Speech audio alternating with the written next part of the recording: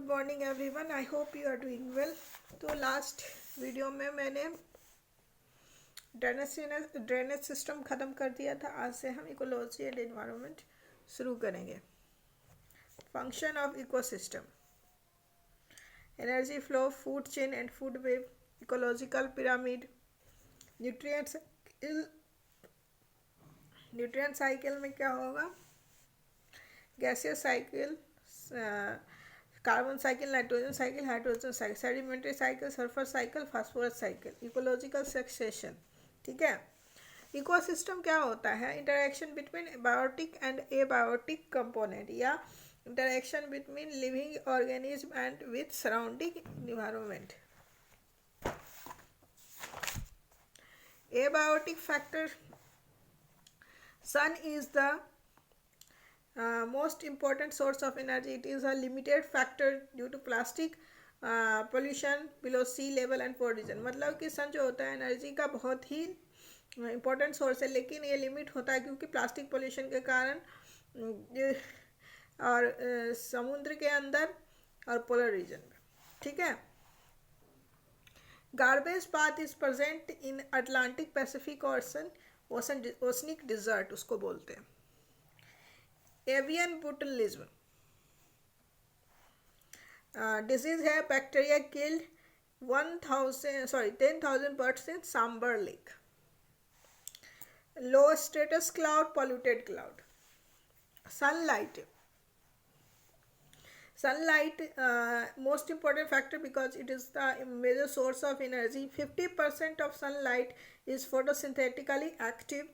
PAR 400 to 700 metre होना चाहिए। 2% PAR, 1% of sunlight used for photosynthesis and carbon fixation. Sunlight as limiting factor. Terrestrial region, natural, polar region, tropical region, all at ground. Polar region, adaptation, very high amount of body fat. Indonesia is the largest producer of palm oil. Allen's rule, which stated animal adapted to the cold climate condition have shorter limb body appendages as compared to the animal living in warm climate condition. ठीक है। एलेंस rule क्या कहता है कि animal जो colder climate में होते हैं उसके जो लिम्स होते हैं बहुत छोटे होते हैं। Presence of fur, Rajasthan is the और उसके ऊपर फर होता है। Rajasthan is the largest producer of wool, मतलब कि राजस्थान जो होता है वो ऊल का सबसे लार्जेस्ट प्रोड्यूसर है। कर्नाटका पे दूसरा पे, तीसरा में जम्मू कश्मीर है। ठीक है। इक्वेटिक इकोसिस्टम, इक्वेटिक इकोसिस्टम क्या है? Zone of photosynthesis, amount of sunlight determines amount of dissolved oxygen. Human impact, pollution plus eutrophication reducing the sunlight and therefore increase demand of O2. Measured in terms of biological oxygen demand, biological oxygen demand BOD जिसको कहते हैं, chemical oxygen demand जिसको COD कहते हैं। मतलब कि जिस पानी में जितना BOD ज़्यादा होगा वो उतना ही ज़्यादा पोल्यूटेड होगा। ठीक है। Biological desert, there is no life, no photosynthesis, plant dies, affect food chain, animal will start dying, create dead zone, release CO2, BOD and COD will increase, hypoxic condition, dead biological zone. Gulf of Oman जो है dead biological zone है।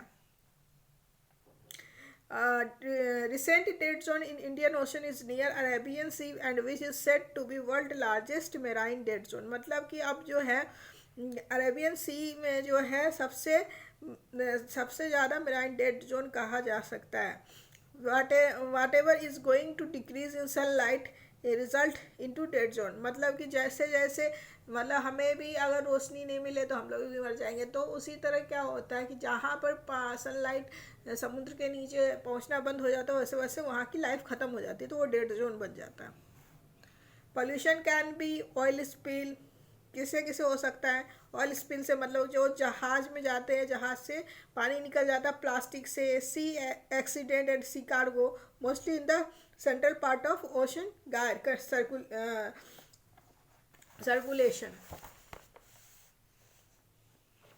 अब है oceanic current, garbage. Oceanic current होता है, garbage एक जगह जमा होते जाता है। Plastic crust is the plastic pollution which forms the outer layer of crust of the rock, mostly polythene, which is washed from the ocean and tides. Plastic crust or plastic pollution is giving rise to plastogirates, new rock formed from plastic waste। मतलब कि क्या होता है कि समुंदर सब से जो समुंदर के टाइड्स आते हैं और प्लास्टिक को लेके जाते हैं, फिर वो एक जगह जमा होते जाते हैं तो प्लास्टिक का रॉक बन जाता है। ठीक है, ऑक्सीजन नहीं होगा, सॉइल नहीं होगा, climate and weather condition, humidity, limiting factor, desert grasses, trees generally do not survive in grassland region। ठीक है, less humidity, natural forest fire are necessary condition for grassland to survive।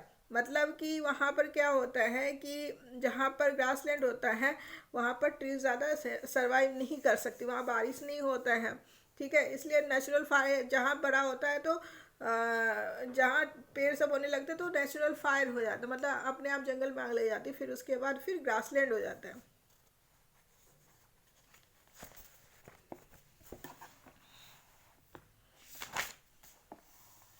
ठीक है, आज के लिए इतना ही। नेक्स्ट लेक्चर में हम आगे कंटिन्यू करेंगे।